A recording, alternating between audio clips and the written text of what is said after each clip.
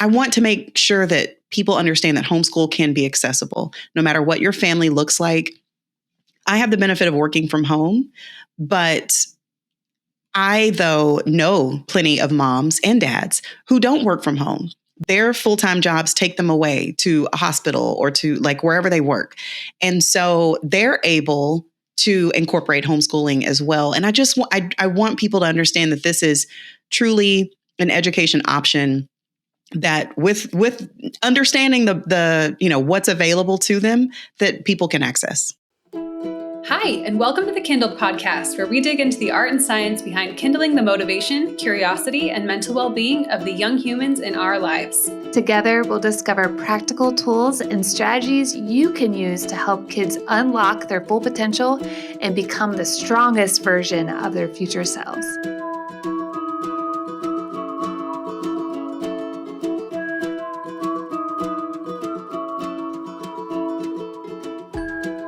Welcome to the Kindled podcast. I have a secret to tell you all. I thought I would never, ever homeschool. And I hear parents talk about that too. Like, I could never homeschool. Katie, did you feel like that? Because I know you started out homeschooling, or did you feel like from as soon as you had that first baby, you're like, I'm going to be a homeschool mom? I definitely didn't think so. I mean, I was a speech language pathologist in public school, so I was eager to become like a support in that system and network. And I actually, one of the main reasons I became a speech language pathologist, because I thought it would be a good mom job, so that when my kids went to public school, I would be there as a speech language pathologist. It would be cool if I could eat lunch with them or something. It's like, I would keep the same hours as my kids when they were in school. So no, it was never my intention to homeschool. And then started having kids and just started thinking about what I wanted for those kids and kind of reflecting on the time that I did spend in the school system and kind of like the attitudes about learning that I saw and the motivation, and just felt like as a speech language pathologist, my job was just to bribe kids to do the things that they didn't want to do. And they just couldn't wait to stop learning because they just saw it as this big chore. And I'm like, that's not how I want my kids to feel about learning. And I know that's not something we're doing intentionally to kids, but it is the natural product of the system that we built for them, unfortunately. And even though every educator goes into education thinking that they want to help kids become lifelong learners, it is not a reality for many, many teachers and for most students. So that's kind of what got me thinking to do something different. Because the system, the system is definitely not set up for that. And in a way, I got forced into homeschool. I was already minded, all the things, like-minded with you and what I wanted for my kids. I just didn't think it was possible until I sat in the parking lot of a small Christian elementary school, and my child literally would not get out of the car. So it was like, what else do I do? Let's figure out how to do this. And thank goodness for ESA. We have a lot of funding to be able to homeschool him our way, which is a perfect segue into who our guest is today. Yes. Today we're talking to Elan Page, a native of Dallas, Texas, a lifelong learner who is passionate about helping other families of color access the freedom and fulfillment that homeschool offers. After a brief return to traditional schooling, the Page family made the collective decision to embrace homeschooling as the future for their daughters. Elan then drew on her own learnings from starting the homeschool process, and she created Homeschool Our Way to help other families of color avoid the overwhelm she had experienced in starting something new. Homeschool Our Way offers a weekly podcast, an online course called the Homeschool Launch Blueprint, and other resources to empower families of color, and I would say all families, to educate their children with confidence and clarity. Let's go talk to Elan. Welcome to the Kindled podcast, Elan. Thank you so much for coming on today. We're so excited to talk to you. Thank you for having me. I'm excited as well. Take us way back. Tell us about your background, how you came to the work you're currently doing. What's your big why? What change are you seeking to make in the world? The way back. Well, so I guess I'll start with just a little bit about me. I'm a mom, a homeschool mom. I got 2 kiddos, ages 7 and 10, and we have not always homeschooled. We have done a variety of different education options, but I think that part of this started with me. I actually took a test. It's called StrengthsFinders. I took this test a couple years ago and learned that I am a learner. That is my primary strength. Me too. And so, Samesies. yay, Friends. learners unite. Yes. Yes. I love it. I love it. So man, I'll tell you, you probably had the same experience in reading the little printout and kind of learning more about what it means to be a learner. It all began to click. It all began to make sense. I'm like, oh, that's why I love learning in like every way, shape, form, and fashion. Yeah. And so going back to my kiddos, I have always, since they were born, I have loved watching those light bulb moments as they are growing and learning. And I've always wanted to be a part of that. I was never one of those moms that just like sent the kids off to school, never thought about it again. I liked sitting down and doing homework with them.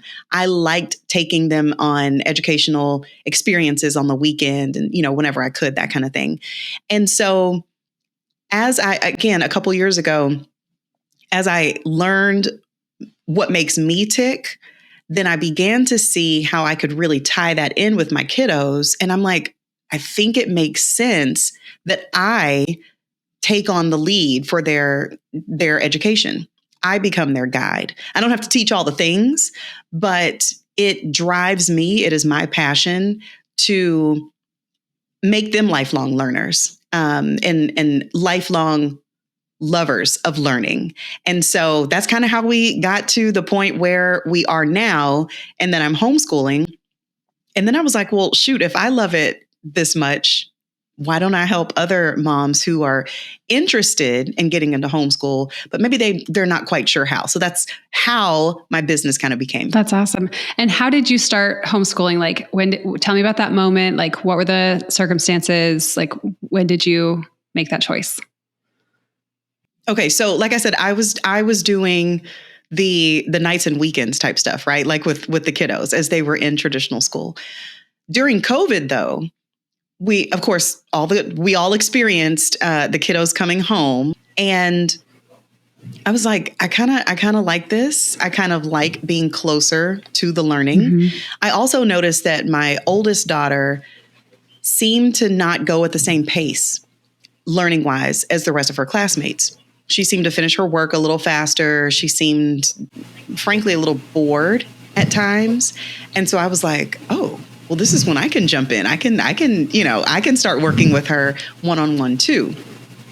Also, as we're kind of doing this, that summer, so like there's the year that the world shut down, right? That summer, in 2020, my husband says, hey, any interest in continuing this whole homeschooling thing? And I was like, shut up. I'm in agreement. Like, I think I like this. Are we on the same page with this? And we were on the same page. So we homeschooled that next year. And it was a lot of work. It was a whole lot of work, but it was a great learning experience. We ended up actually sending the kiddos back to traditional school for a couple of years. That had more to do with the fact that I still work full time. And so it was just, like I said, it was a lot. It was a lot of work, but some things shifted work wise for me a couple years later. And then we were able to get back to homeschooling. Cool. And so that's where we are now. That's awesome. And what was the response to your homeschooling, like in your family, in your community? Like, were people supportive? Were people like, you're a crazy person? Like, what was that response like? So I've been very blessed in that I have not had to deal with the naysayers, or at least not to my face. Nobody has said it to my face. Now, I get a lot of questions. I get a lot of, well, how do you do it? And what does it look like? And I think though that what actually makes it interesting with my friends and family is that they see the fruits of the homeschool labor. And that is truly what prompts them to come and ask me, well, how are you doing this? And they might even ask me for tips and recommendations with their own kids. Even if they're not homeschooling necessarily, they'll say, well, what are some things that I can do? Because like, my baby, like he really loves math. What more can we do to make sure that he's very engaged in math, that kind of thing. So, and that, like I said, that is a function of my girls, whether they have been in traditional school or whether they are now homeschooled, they are still engaging. They are still bright. There is nothing, some of these things, some of these stereotypical like, oh, well, homeschoolers are weird. My children have never given that off. We as a family have never given that off. If anything, people look at our experience and they're like, oh God, that kind of looks fun. Like like, how do you do that? Yes, exactly. Exactly. Yeah. So that has been, I guess it's been a positive because I just have not had to deal with, like I said, the naysayers. Yeah, what I love the way you do it is there are so many resources out there for homeschoolers. It actually can be pretty overwhelming. However, most of the resources, at least that I found, even the curriculum I use, is really tailored to full-time stay-at-home moms, and this is their entire life. They are sitting at the kitchen table from 8 a.m. to 3 p.m., or at least that's the picture I'm painting. That might not be true, but that's what I see when I look at a lot of homeschool resources. Whereas you provide opportunities to meet moms where they are because you have a full-time job and you're still a homeschooler. I have a homeschooler right now. He is meeting with his mentor on computer something. I should probably be a little more involved and be more interested in learning that part. And then his teacher gets here in an hour and she's going to do some subjects with him. And then I will continue the education with him whenever I'm done working. So I love that about your work is that you're able to meet moms where they are and go, hey, guess what? Homeschool's for everyone, not just those that are at home full time with their kids. It's funny that you say that because the name of my business is Homeschool Our Way, but and that came from my husband. So if you can't tell, my husband is the creative one in the family. A supportive one, it sounds like. Very much so. But I had initially wanted to name the business Homeschool is for Everybody. and it's because now that would have been a goofy name. However, it truly is what you just described. I want to make sure that people understand that homeschool can be accessible no matter what your family looks like. I have the benefit of working from home, but I, though, know plenty of moms and dads who don't work from home. Their full-time jobs take them away to a hospital or to like wherever they work. And so they're able to incorporate homeschooling as well. And I want people to understand that this is truly an education option that with understanding the what's available to them that people can access. I think even if you don't view homeschooling as a completely accessible choice to you, like in your current life situation, I think we can still do a lot in our parenting mindsets to own and like be a part of that education. Like I like to think of any sort of educational, like my kids go to micro schools, other kids go to brick and mortar, more traditional classrooms. Like there's lots of different options, right? Whatever you're hiring to help you with the education piece, or maybe you can think of that as kind of like outsourcing. I'm outsourcing this little piece of raising my child to be supported by this other entity or this, in the same way that you would like sign up for a soccer team or something. Like I want this to teach my kids soccer or teach them hard work or whatever, whatever you're gaining from that thing you're signing up for or hiring into your child's life. But it's important that we don't lose the mindset that is your, like the parent's ultimate responsibility, right? Like we just want to get away from the mindset of, well, I can't influence, I can't be a part of because I have to work. And I think even if you're sending your kids to full-time traditional school, you can have the mindset of a homeschooler. And when they get home, be really engaged and involved and curious and to still be the leader of their education, right? And to have them see you as that authority and that like influence in their lives. So I think there's a lot you can do even if you can't necessarily homeschool your kids right now.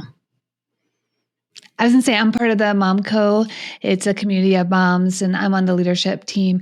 And we just had a leadership meeting the other night, and there's a mom, and all of the moms on the leadership team, except for me, all have littles under the age of 5.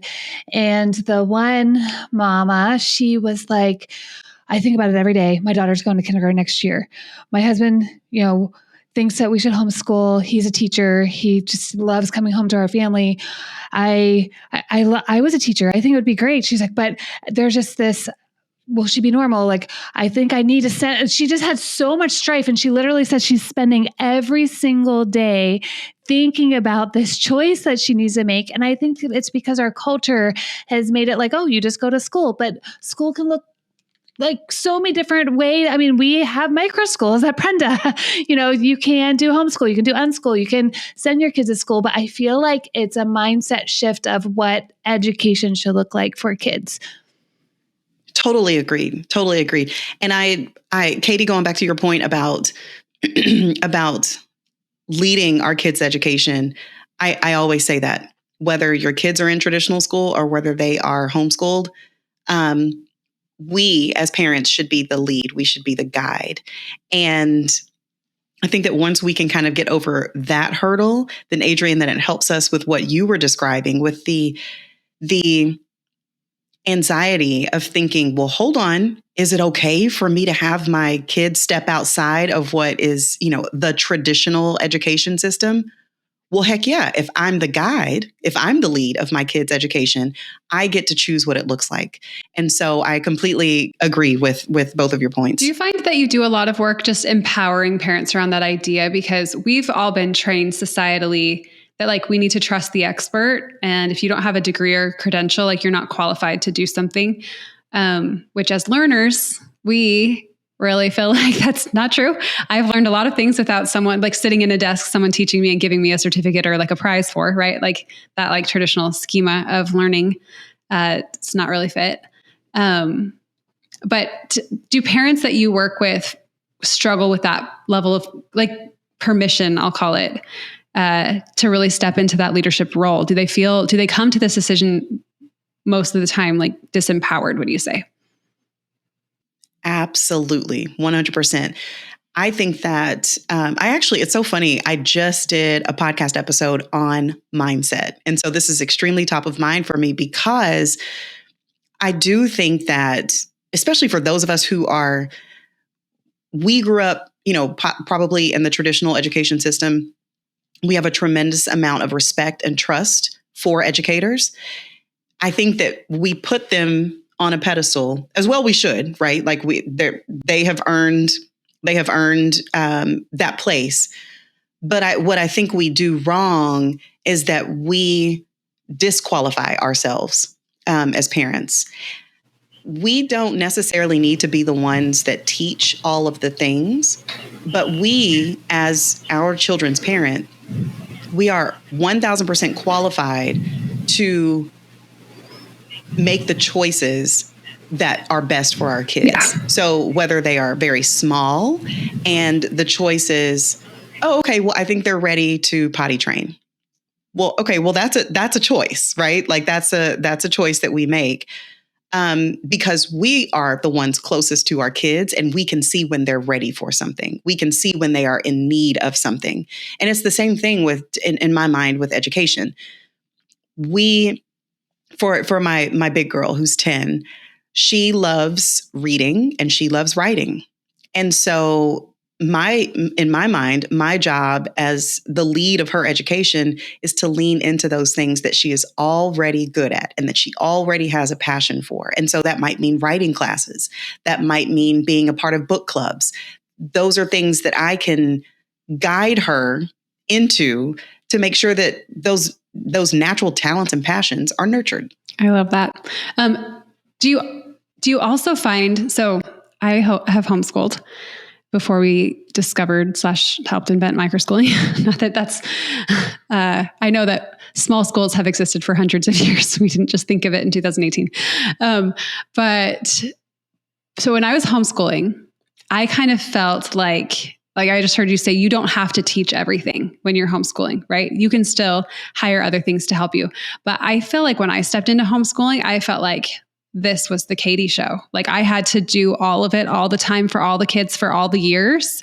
And if I didn't, like I wasn't going to get my homeschool mom trophy at the end, And I really felt like there's this culture in the homeschooling network or like just communities. And maybe this is just specific to mine, or maybe I was just projecting this because it was a fear of mine, but it's kind of like, oh, like you're choosing to put that child back in school. Like you lost, like you you failed, or like, oh, you're hiring, like you're sending your kids to some classes, like you couldn't figure out how to teach fourth grade science, or like, there's just this like vibe of, if you can't do it all every year for every child, then there's something. It's like, it's almost like the same idea of like empowerment and disempowerment taken to the extreme. It's like, okay, now I own my child's education and I have to own all of it forever for all of them. Right. So it's like, but on both sides of the spectrum, I think there's kind of overwhelm and disempowerment. And so how do you help parents kind of come to a healthy middle where they're stepping into their leadership, but also not like putting it all on their own shoulders, like what are those conversations like? Yeah. And can you talk about here, I think this is a great place to talk about your START method of homeschooling and how you walk parents through that. And we can kind of dig deeper into the different, parts of that. Absolutely. So I'm going to say this real quick. It's so quintessentially American for us to feel the need to want to do all of the things and not give ourselves a break. We work ourselves to death in this country, right? Taking vacation can be seen as a weakness, in corporate America, things like that. And so we take that mindset into homeschooling. And I think that, Katie, that's part of what you're speaking to, is putting all of the pressure on ourselves and saying, I have to do all of the things. Now, if we look at families in other countries, a lot of times they'll have a nanny, they'll have a housekeeper, they'll have a chef, they'll have help. And it is not seen as any sort of failure on the part of the mom. It is just seen as a part of the village, a part of the structure that keeps the family moving forward. If we can take that same model, and it's hard, right? Because if we're talking to an American audience, it's not how we were brought up to see things. But if we can shift that mindset, if we can look at our homeschool model as one of a village, and one where we can outsource, like you were saying, to in different places and different areas to make sure that our kids have a well-rounded experience, that's okay. That is A-okay. And I also know, as a woman in corporate America, I lean heavily on subject matter experts in my work life. Why wouldn't I do that in other things as well? So I can tell you, reading and writing is my jam. I love it. But I can also tell you, science, you mentioned science. Science is not. Science is not. But I'll bet you that there is a science teacher out there who would love nothing more than to pour into my two kiddos and probably countless other kiddos to teach them the things that they are passionate about, that the teacher is passionate about in science. And so why not, instead of giving my kids a 25, 30% chance at, good science teaching, if I were to teach it, why not give them the home run 100% chance that they are going to learn from an expert and that they're going to love it? I think that's okay. I think that's okay. Me too. But it took me a long time to get okay with that. In fact, funny story, when I was homeschooling, I met Kelly Smith, Prentice founder, and I drove to his house, happened to live 20 minutes away from him, sat down at his kitchen table and learned more about this idea of microschooling. At the time, he had 7 kids that he'd, done one semester with around his kitchen table. And I was like, this solves a lot of my problems as a homeschooler, and I want to help you build this. But if I tell my homeschool community that I am building this, they will not invite me to mom's night because they won't see me as a homeschooler anymore. This is a different category. And now I'm part of this out group. So I actually built Prenda for the first almost a year without telling any of my friends because I was so worried about this. Isn't that sad? That's my support group. I was doing this really hard thing and continuing to homeschool, and I was pregnant, and I was running an in-home preschool too. I was doing so many things, and I'm I have no support right now. And so I just never want parents to feel like that if you're in a homeschooling situation. everything is at your fingertips, and like it's your job to curate and connect, and just really doesn't have to be all on you. And I just feel like we shouldn't have to give up our entire social network and structure if we're going to make a choice like this. Something Elan said at the very beginning was, I wanted to be a part of their learning. That is key, because that can be if they're still in traditional school, micro school, homeschool, co-ops. You, as the parent, and we keep saying this, can still be part of their learning and part of their education. Absolutely. Absolutely agreed. And Adrienne, I know I didn't quite get back to that start homeschooling method. So, and to your point, some of these things are woven into it. So if you don't mind, I can give you kind of an overview of it. Yeah. Go for it. Okay. So START is an acronym, right? START. And the S is for setting your homeschool goals. The T is the rules matter, which just means just getting set on what are the laws in your state. A is for all things curriculum. R is respect the whole child, because we want our kiddos to have a well-rounded experience. And then T is getting the support that you need. And Katie, you were just talking about that and how key that is. So I think that starting with the end in mind is really how I get started. I teach folks to set their long-term vision, set their mid-term vision, and set their short-term goals.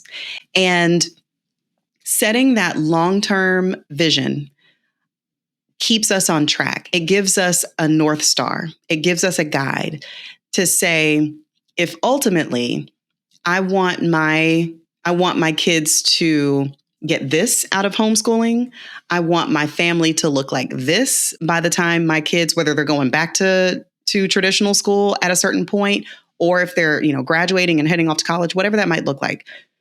By the time that they get there, this is what I want our family to look like. And this is what I want my kiddos to look like, starting there, and then kind of being able to work backwards. Then you can set goals that will help you get to that place. I also think it's important because, Katie, you just mentioned that there are so many resources out there for homeschoolers. This is not 30 years ago or whatever when homeschooling had to look one certain way. But if you allow yourself, you can get overwhelmed with some of all of those resources, right? Because there's so many options, there's so many different ways of doing this thing. And so that's the other reason why I feel like setting forth your vision and setting forth your goals will keep you in line, right? It'll keep you in line. You won't get distracted with this or that, which is not to say that you can't try things along the way, but it is to say, if your ultimate goal is that you want your kids to experience X, Y, and Z, stay the course and make sure that whatever the resources that, come along, whatever the opportunities, the activities, that kind of thing, that they align with the vision that you've set forth for your family. So that's why I always say start there. Yeah, but how much of the kids' input do you encourage parents to get? So, because I'm hearing a lot of, this is the vision you're setting, what you want your kids to look like, but where does choice, autonomy, I'm thinking of Ned Johnson and the Self-Driven Child. That's actually how we found microschooling, is I had read that book, and then my kids were not thriving in a very traditional environment. And I just said, hey, do you guys want to check out this microschool thing? You make the choice. So where's that line of like what your vision is, and where do you bring the kids in? Well, I think it is such a good question. I think that there's two places where I really see that kind of plugging into this particular framework. The first certainly is that vision piece. Because if we want to raise kids who can speak for themselves, who feel like they have a voice, who feel like they are heard, we want to make sure to do that in our own homes, right? And so I absolutely feel like, Adrienne, that our kiddos should be a part of that vision and goal setting process. Of course, age appropriate, right? Like our 3-year-olds may not have the same voice That's right. Yeah, sounds great to me. It's like, well, let's scale that back. Maybe just on Fridays or, whatever. But nonetheless, we want them to feel heard, right? The the other place where I think that there's a lot of opportunity for that is in the respect the whole child, because in creating a well-rounded education experience, you want to take into account your kids' likes, your kids' dislikes. You want to take into account the things that they want to learn more about, and then maybe the things that are maybe the things that they don't even yet know that they are into, but you can kind of see like a little spark. So for example, something like AI. AI for consumers, for us, is a little bit newer, right? And so our kids might just be kind of starting to learn about it. But if they show a little spark of interest, then they have begun to lead the way. And we can maybe find classes or activities or resources or something that will, again, continue to nurture that. So they have the voice, right?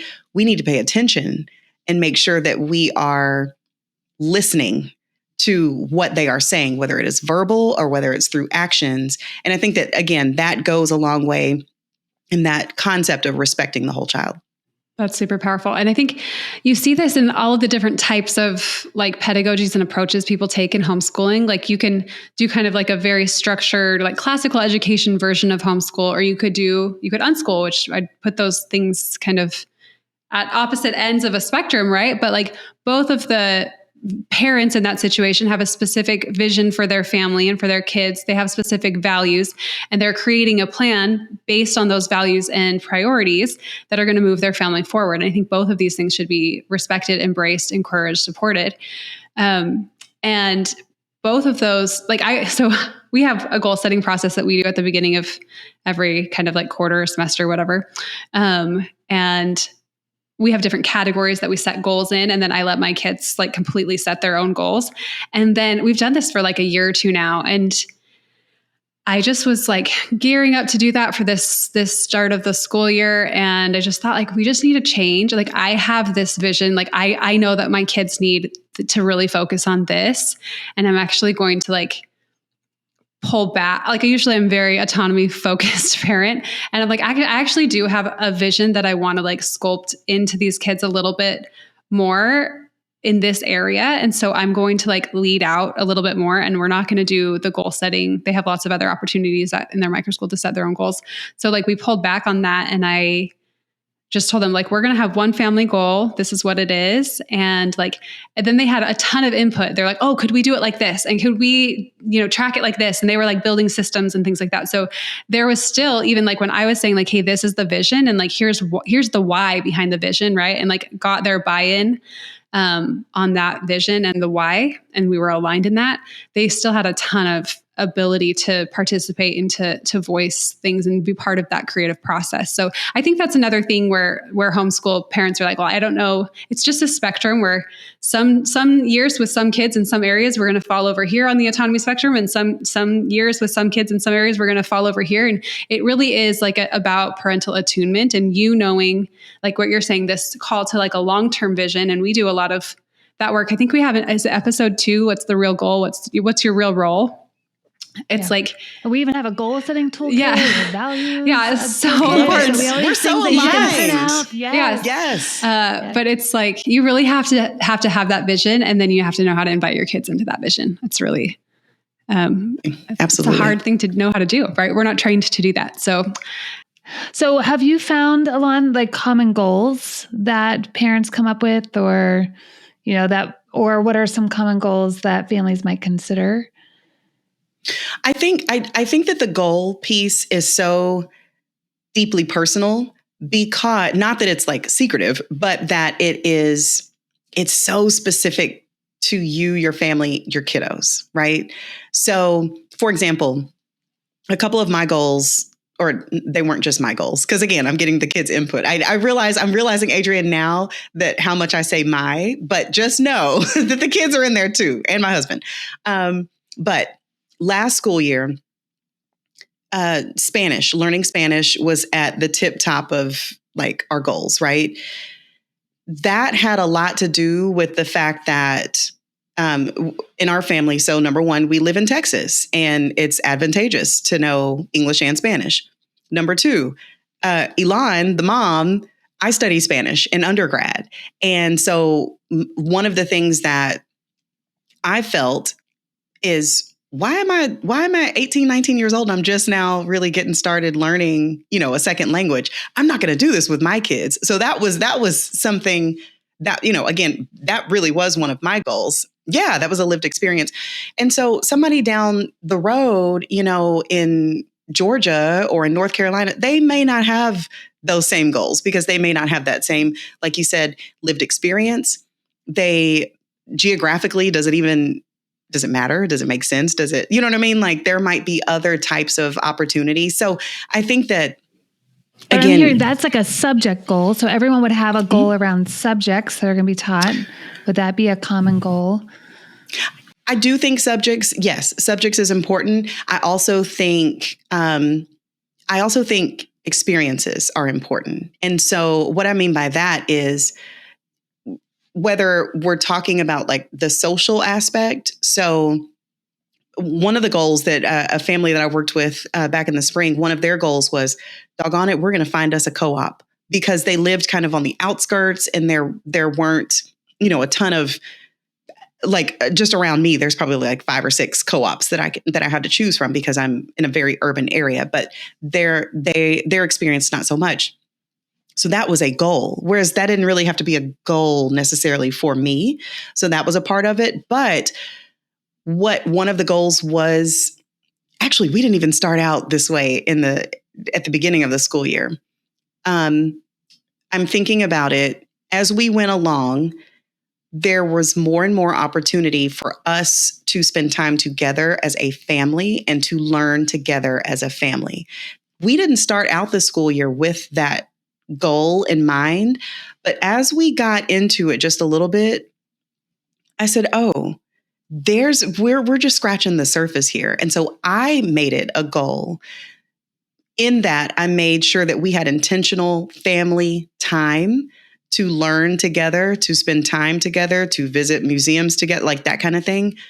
I made that a goal because I said to myself, if for example, my kids go back to traditional school, we may not have these moments of opportunity like this in the near future. Or, if, I don't know, even if something changed in our living situation, if we lived in another place, or if I got another job, or my husband got another job, we may not have these same moments of connection and of learning together. So I was like, I'm going to make it a goal that we are extremely intentional about family learning time together. So that was one thing that kind of came about. I love that.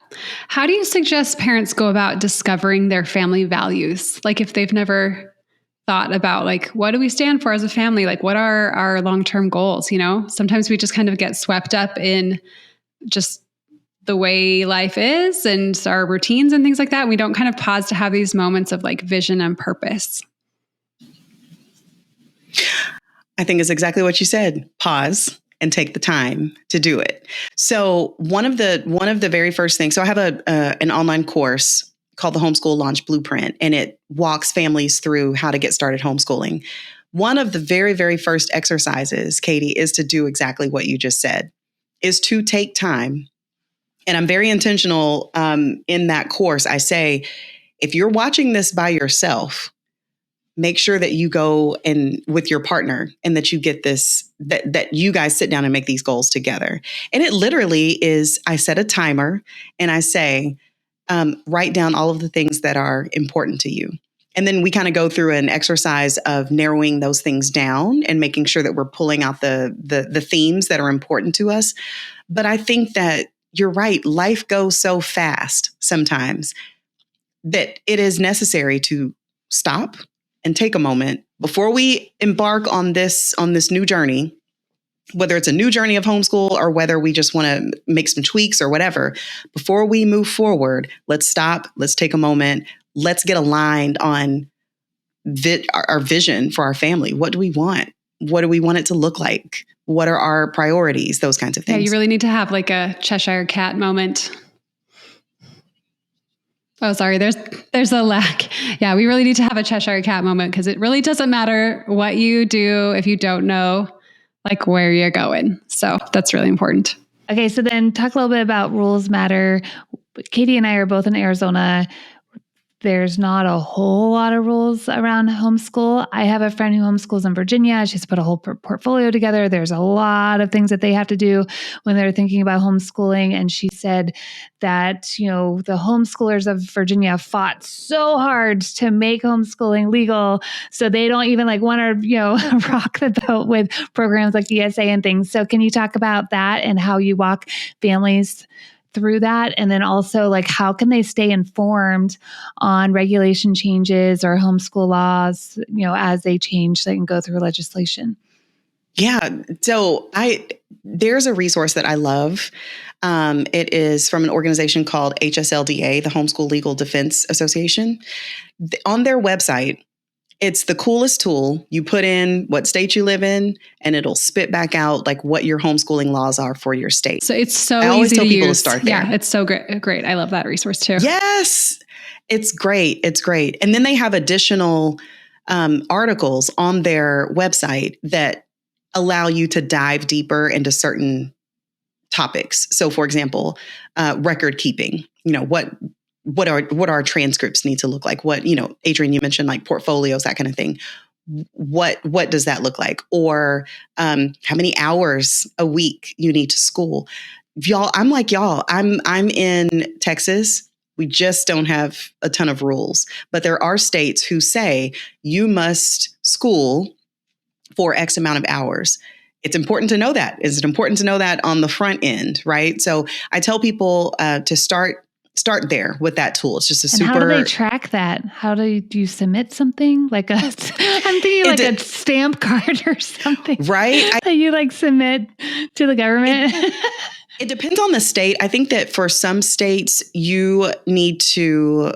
There's a couple things you need to record it, right? Like record it and send it ahead of time and say, okay, this semester we are schooling from this time to this time. And that's what that looks like. Or if you have like an oversight body, so maybe an oversight school or an oversight, it's not called a mentor, but someone like a human being, a person that you're working with. Exactly. Then they can help track that and perhaps report that in, or perhaps you track it and then they'll sign off on it, those kinds of things. So it depends on the state and it depends on what that looks like. At Prenda, our software actually is built to do that. We have like an attendance feature where you go through and say like, these are my school days. These are the hours we school. And then it like keeps track of that. And you can just click, everyone was at school, like you're taking attendance and it's like, hey, it logs those hours. So then you can get a report to send to whoever needs to see that. So it's a thing. It's awesome because that just makes it easy breezy, right? You don't even have to, it's not one extra thing you have to think about. It is done for you. You know that it's accurate and then you can just print that report. Which when you're homeschooling, you do not need one more thing to worry about. That's already a lot. There are also resources that are state specific resources where you can dive a little bit deeper. And so here in Texas, we have the Texas Homeschool Coalition. And they have a website that has more detail, more drilled down. It might even go like county level if there's, you know, information like that. So if you have a state specific organization that you can tap into, that's even more helpful. Love that. Okay. So the next part of Start the A is all things curriculum. So let's talk about curriculum a little bit. It can be overwhelming. What tips would you give parents for selecting the best resources for their child's learning, their learning style? How do you think about this? Well, I love to start there with learning style. So finding out what type of learner your child is or your children are. So are they auditory learners? Are they kinesthetic learners? Do they need to work with their hands? Are they reading, writing learners? Starting there will kind of help guide you as you move down the funnel, as they say. One of the next pieces that I like for parents to look at is what are the different homeschool approaches that are out there? So I can't remember, Adrienne or Katie, which one of you mentioned like the classical homeschool method. There's a number, there's like probably Eclectic, about 10-ish. Yeah. Yes. Oh, we just have a whole blog post on this that goes through like all the different approaches and like little summaries and like you might be a good fit for this one if you like these things. So just something we'll post in the show notes. Absolutely. Absolutely. And that's awesome because once let's say you gravitate to a particular approach, there's probably resources that you can search according to that approach. So for example, I mentioned my big girl she loves reading, she loves writing, that kind of thing. She's very big on literature. Charlotte Mason is a method that leans heavy on literature. And it doesn't lean heavy only on literature, but I'm using that for this example. So Charlotte Mason is an approach that I don't necessarily have to use it as much for my younger daughter, but for my older daughter, it makes sense. So sometimes when I'm looking for specific curriculum materials or learning materials, I might search Charlotte Mason as a starting point to then get me the things that make sense for her, because I've already identified that she's a reading, writing learner. And then I've already identified that Charlotte Mason leans heavy on literature. So it's one of those things. I was doing your method without even realizing, because it's the same thing. We do Charlotte Mason because my son loves to read and he's always reading, or he would prefer to play video games, but we don't allow that. So then he reads all the time. And Charlotte Mason has been the perfect fit for him. But I don't think it would be a great fit if my oldest son, was at home. So I'm like, oh, I already did this without realizing it. I read a book. I think this is a good tip, or at least what I did was I picked one book that like encompassed all the different styles. And so it was called Homeschooling Gifted Kids, because he is gifted. So I started where he is, like learning style. And when you were saying learning styles, I was thinking reluctant learners. No, not necessarily probably what you typically find with learning styles. But Homeschooling Gifted Kids, it's by Cindy West. And she went through all the different types of homeschooling. Then I was like, oh, okay, I can do this. Oh, he likes to do this. And this is the way he learns. So this, and then I kind of started listening to a Charlotte Mason podcast. There's quite a few out there. There's like the Mason Jar, and there's a different one too. And then I, from there, discovered Alvieri. And then from there, I was like, oh, this seems great because I don't have to pick the living books. I don't have time to do that. So I can just print out all the curriculum and have another teacher help me educate my child. So I kind of took those steps. I started with one thing and then I just kind of built, just went one step at a time to figure out what would be best. And we're on year 3 and we still use Alvieri. It makes for a good starting point so that you're not just trying to pull things out of thin air. All right. So finishing out the whole START framework, tell us about the R and the final T. Well, with respect the whole child, we've kind of already talked about that, right? Like just making sure that we don't want our kids to be robots. They don't need to just learn just the academics and that's it. We want to make sure that they're doing the things and getting into the things that speak to them as human beings. So that really is something that kind of permeates all of the steps. But then also with the support you need, it's not just about the support that the kids get. It's about the support that we as the parent can receive as well. So, I've talked about the fact that I am a working mom. And one of the things that came up, this was like not too long ago, just a few months ago, I had a meeting. I usually don't have a ton of like in-person meetings in the middle of the day, but I had that this particular day. And I can't just call anybody out of the clear blue sky to make sure that, number one, they can watch my girls. Number two, that they can continue whatever my kids' learning is supposed to be that day, that they can continue on. But we are a part of a homeschool co-op. And in that, because of that, I've become very friendly with a lot of the other homeschool moms there. I gave one of the moms a call. I said, this is what I have going on. Can you cover for me for, an hour or two while I have to run to the other side of town? She said, absolutely. We'll be at the library anyway.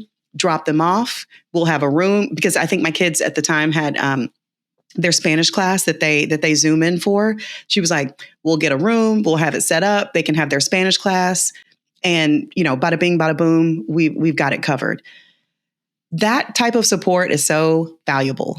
And it doesn't always have to look like that, but that was just an example that just happened recently. If I were to call any of my other friends, they'd be like, girl, I'm working. Like, I don't have time to, watch your kids or whatever that might look like.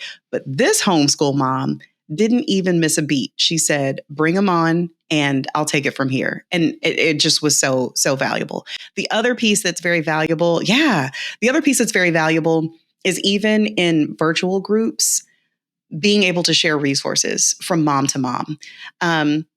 Whether it's, hey, have y'all heard of Prenda? I think that, this might be a good resource, and being able to share like that kind of information.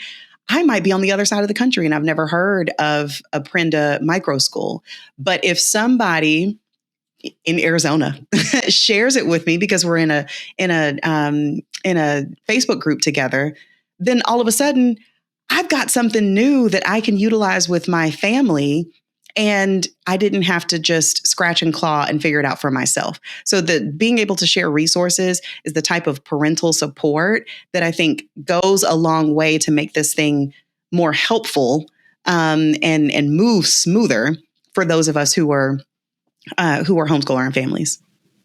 Yeah, I can imagine how all of these tools that you give parents in your online course really helps them with their mindset and then helps them just get started. Because I think that can be the hardest part, is just starting. And something we need to wrap up, but something I want to mention, what you focus on as well, is representation for Black families in the homeschool community. Because I know even when I was looking, it was a lot of white families homeschooling. So I think that's really important too. And did you want to touch on that before we wrap up? I can. I think it's important for our kiddos. I speak to it from the standpoint of a Black family because we are a Black family, but whether it's that you're a Black family, maybe your kiddos are neurodivergent, whatever that looks like, you want to always make sure that your kids feel like they can see themselves in the groups that they're in and the surroundings that they're in. Because what we don't want to create is our kids that struggle with isolation, kids that struggle with feeling like, oh, I must be the only one. We want community for our kiddos too. And so I think that representation, I think that representation is so important in, again, whatever it is that your family resonates with, that you make sure that your kids feel seen and represented. I love that so much. And this is a question we ask all of our guests. Who is someone who has kindled your love of learning, curiosity, motivation, or passion? I have never actually met this man in person, but I watch him every week on YouTube. I watch a lot of his content. He is a pastor in Atlanta, Georgia. His name is Darius Daniels. And he's so brilliant. But I think that why I connect with him is because in my mind, he is also a learner. The way that he teaches, the information and how he presents it, whether he is preaching or whether he is teaching, he does a lot of like workshops and online courses and that kind of thing that don't just speak to faith, but that also might speak to entrepreneurship, or they might speak to parenting, or they might speak to like whatever.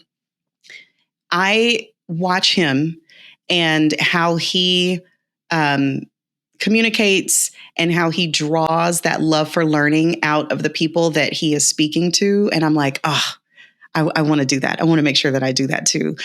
So yes, he is definitely one who has kindled my love for learning. That's beautiful. And how can our listeners learn more about your work?